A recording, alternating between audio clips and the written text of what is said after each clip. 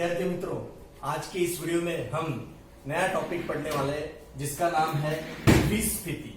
तो विद्यार्थी मित्रों, इसके पहले हमने ये देखा था कि मुद्रास्फीति जो है वो मुद्रास्फीति में वस्तु की कीमतें जो है वो लगातार बढ़ते जाती है और वस्तु की कीमतें बढ़ने के कारण जो है वो अर्थव्यवस्था को वो जो है नुकसान दिलाती है। तो वस्तु की कीमतें मुद्रास्फीति की अवस्था में इतने तेज गति से बढ़ती है कि उसको रोकना मुश्किल हो जाता है। इसलिए मुद्रास्फीति को रोकने के लिए जो है इलाज ये है विस्फीति।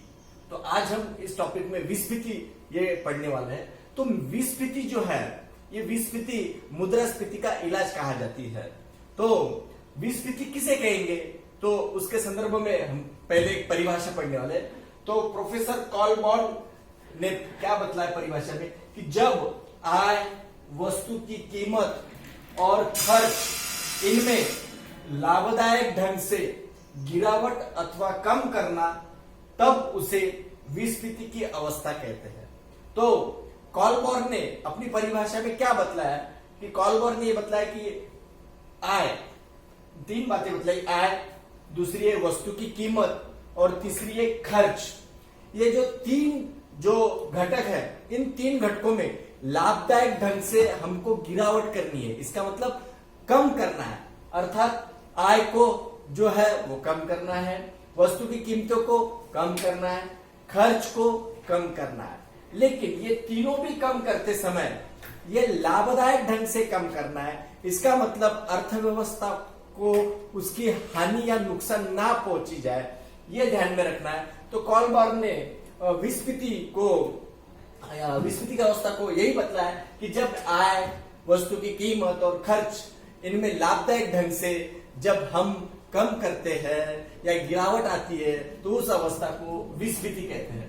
तो हम सारांश में अगर देखेंगे तो मुद्रास्फीति की अवस्था को दूर करने का इलाज ये विस्फीति है। अभी इसके पहले कहा कि मुद्रास्फीति जो है वो अर्थव्यवस्था में आते जाती है। मुद्रास्फीति, मुद्रा अपस्फीति, जिसको हम मुद्रास्फीति को संक्षिप्त में तेजी कहते हैं, अपस्फीति को हम संक्षिप्त में मंदी कहते हैं। तो ये जो मुद्रास्फीति है अगर अर्थव्यवस्था में आ गई तो मुद्रास्फीति में वस्तु की कीमतें जो है वो बहुत अत्यधिक बढ़ती है, तो उससे अर्थव्यवस्था को नुकसान उठाना पड़ता है। तो मुद्रास्फीति को रोकना बहुत जरूरी है और रोकने का इलाज, मुद्रास्फीति को रोकने का इलाज जो है वो है विस्फीति। अब विस्फीति में सरकार क्या करती है, तो ये विस्फीति जो है ये विस्फीति ये सरकार का इलाज है, सरकार ही विस्फीति लाती है। तो सरकार क्या करती है कि विस्फीति में सरकार जो है वो वस्तु की कीमतें लाभदायक ढंग से कम करती है। इसका मतलब जो मुद्रास्फीति में वस्तु की कीमतें जो बढ़ी है, वो कीमतें बढ़ी है उसको धीरे धीरे कम करना, एकदम अचानक कम नहीं करना। तो वस्तु की कीमतें जो है वो धीरे धीरे कम करना, और वो कैसे कम करना, लाभदायक ढंग से, ताकि किसी को नुकसान ना हो। तो अर्थव्यवस्था को नुकसान ना हो ये बहुत जरूरी है। तो कीमतें इस तरीके से कम की जाती है कि जिससे अर्थव्यवस्था का नुकसान ना हो। तो मुद्रास्फीति के जो प्रभाव को कम करने के लिए, अर्थव्यवस्था को पूर्व स्थिति पर पहुंचाने के लिए ये जो है काम विस्फीति करती है। मुद्रास्फीति में हमने देखा कि मुद्रास्फीति ये अर्थव्यवस्था के लिए हानिकारक है।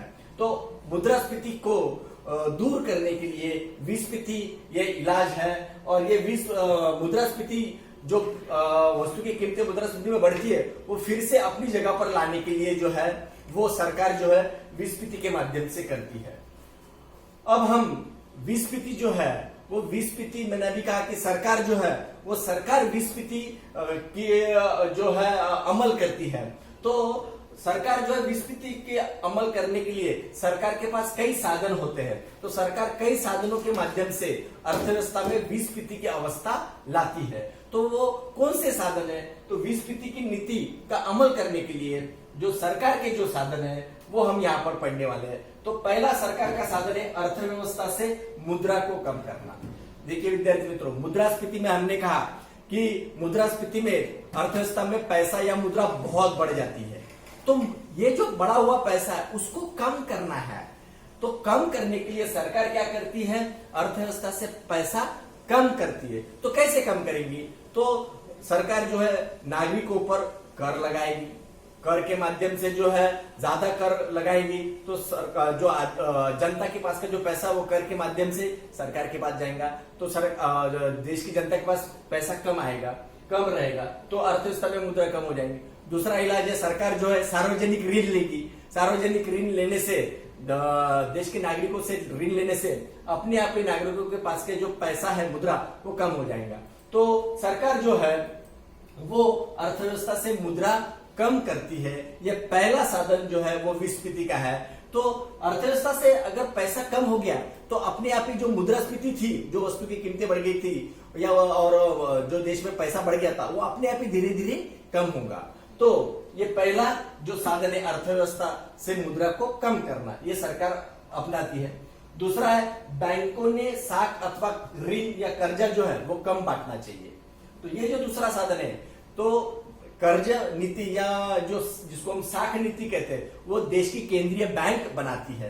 तो केंद्रीय बैंक को साख नीति बनाने का अधिकार है। तो केंद्रीय बैंक क्या करती है कि अगर मुद्रास्फीति अगर आती है, तो हमने अभी कहा कि मुद्रास्फीति का इलाज ये विस्फीति है। तो मुद्रास्फीति में जो है वो बैंक जो है बहुत कर्जा बांटती है। अब मुद्रास्फीति को हटाना है तो विस्फीति का साधन क्या है कि बैंकों ने अपना जो ऋण है या कर्जा वो धीरे धीरे बांटना कम करना चाहिए। तो बैंक जो है वो कर्जा कम करेंगी तो लोगों के पास जो है वो पैसा कम आएगा। तो संक्षिप्त में क्या है, सरकार को क्या करना है कि जो देश में अर्थव्यवस्था में जो पैसा बढ़ा है वो सरकार को कम करना है। तो पैसा कम करने के लिए, मुद्रा कम करने के लिए बैंकों ने जो है वो अपना साख अथवा कर्ज जो है वो कम बांटना चाहिए। मुद्रास्फीति में बैंक कर्ज ज्यादा बांटती है, तो विस्फीति में क्या करती है सरकार और केंद्रीय बैंक कर्जा कम बांटने को कहती है। तो ये दूसरा साधन है। तीसरा है वस्तु और सेवाओं का उत्पादन बढ़ाना। अब ये जो वस्तु और सेवा जो है अपने देश में जो वस्तु और सेवा का जो उत्पादन हो रहा है उसको बढ़ाना इसका मतलब क्या होगा कि अगर वस्तु और सेवा का उत्पादन बढ़ गया तो जो है हमने मांग का पूर्ति का नियम देखा है, और वस्तु का उत्पादन बढ़ गया तो पूर्ति बढ़ जाती है, और पूर्ति बढ़ गई तो अपने आप ही जो है वस्तु की कीमतें कम होने लगती है। तो यहाँ पर हमने देखा कि मुद्रास्फीति में वस्तु की कीमतें जो है वो ज्यादा होती है। तो अब सरकार को क्या करना है, वस्तु की कीमतें कम करना है। तो वस्तु की कीमतें कम कैसे होंगी, जब सरकार जो है वस्तु और सेवा का उत्पादन बढ़ाने का प्रयास करेगी, लोगों को कहेंगी कि भाई आप वस्तु और सेवा का उत्पादन बढ़ाओ। उत्पादन बढ़ने से क्या होगा कि अपने आप में वस्तु की कीमतें जो है जो मुद्रास्फीति में बढ़ गई थी वो धीरे धीरे कम हो जाएगी। और हमें विस्फीति में यही है कि विस्फीति में वस्तु की कीमतें क्या करना है, कम करना है, लेकिन लाभदायक ढंग से। यहाँ पर एक ध्यान रखना पड़ेगा कि वस्तु और सेवा का उत्पादन तो बढ़ाना है, लेकिन बढ़ाते समय अपने देश के जो उद्योग है उनको सरकार ने सहायता करनी चाहिए। क्योंकि अगर वस्तु का उत्पादन बढ़ता है तो कीमत अगर कम होती है, तो उत्पादन अगर बढ़ेगा तो कीमत कम होगी, कीमत कम होगा तो उद्योगों को नुकसान होगा। तो ऐसे समय में सरकार ने अपने जो देश के उद्योग है, स्वदेशी उद्योग, उनको सहायता करनी चाहिए, उनको अनुदान देना चाहिए। तो यहाँ पर वो एक बात ध्यान में रखनी पड़ेगी। तो ये तीसरा साधन है वस्तु और सेवा का उत्पादन बढ़ाना, जिससे कि वस्तु की कीमतें जो है वो अपने आप ही कम होगी। तो विस्फीति की नीति अमल में लाने के लिए जो सरकार का जो चौथा साधन है वो है आयात व्यापार को बढ़ाना और निर्यात व्यापार को कम करना। तो विद्यार्थियों, आयात व्यापार को बढ़ाना इसका अर्थ क्या है कि विदेश से जो है वो वस्तु अपने देश में लाना। तो अपने देश में आयात जो है वो विदेशी वस्तु अधिक लाना। तो आयात व्यापार बढ़ाने से क्या होगा ये समझ लीजिए। आयात व्यापार अगर बढ़ता है तो विदेश की वस्तु अपने देश में आएगी। अपने देश में आने के बाद में जो बाजार में जो है वस्तु की जो पूर्ति है वो बढ़ जाएगी। तो पहले ही हमारे देश की स्वदेशी वस्तु है और विदेश से वस्तु आयात की तो वो भी आएगी। तो स्वदेशी और विदेशी ये दोनों वस्तुएं जो है वो दोनों वस्तु की पूर्ति बढ़ जाएगी। पूर्ति बढ़ गई तो अपने आप ही जो वस्तु की कीमत जो बढ़ी थी वो अपने आप ही कम हो जाएगी। तो आयात व्यापार बढ़ाने से जो है वस्तु की कीमत जो है वो कम हो सकती है। मुद्रास्फीति में वस्तु की कीमत बढ़ गई थी तो हमें यहाँ पे क्या करना है, वस्तु की कीमत को कम करना है। तो वस्तु की कीमत को कम करने के लिए आयात व्यापार को बढ़ावा देना पड़ेगा और निर्यात व्यापार जो है वो कम करना पड़ेगा। तो आयात व्यापार जो बढ़ाया तो अपने आप ही वस्तु की कीमत जो है वो कम हो सकती है। और सबसे आखिर का जो साधन है सरकार का, वो है अपने देश की मुद्रा का मूल्य विदेशी चलन की तुलना में बढ़ाना। इसका अर्थ यह है कि हमारा जो देश का जो चलन है, जैसे कि रुपया, तो हमारे देश का जो चलन है रुपया, उसका मूल्य जो है वो अपना मूल्य जो है रुपए का मूल्य ये विदेशी चलन की तुलना में बढ़ाना।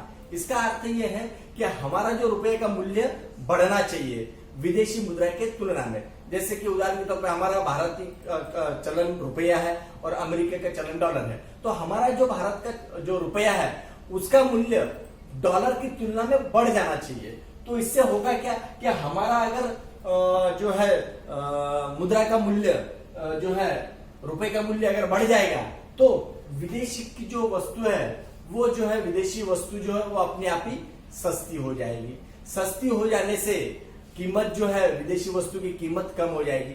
कम हो जाएगी तो हमारे जो स्वदेशी वस्तु है उनकी भी वस्तु की कीमत कम करनी पड़ेगी। तो ये जो मुद्रा का मूल्य जो है अपने देश की जो मुद्रा है उसका मूल्य अगर बढ़ाते हैं दूसरे देशों की तुलना में, दूसरे देश के चलन की तुलना में, तो वस्तु की कीमत जो है वो कम होने में मदद हो सकती है। तो इस प्रकार से विस्फीति जो है वो अमल में लाने के लिए सरकार जो है ये 5 साधनों का इस्तेमाल करती है और एक 5 साधनों से जो है जो मुद्रास्फीति जो अर्थव्यवस्था में आई थी वो मुद्रास्फीति का इलाज जो है वो विस्फीति ये 5 साधनों के माध्यम से जो है सरकार फिर से ला सकती है। तो मुद्रास्फीति में वस्तु की कीमतें जो है वो बढ़ गई थी, वो वस्तु की कीमतें कम करने का तरीका जो है वो विस्फीति है और ये इसके ये 5 साधन है।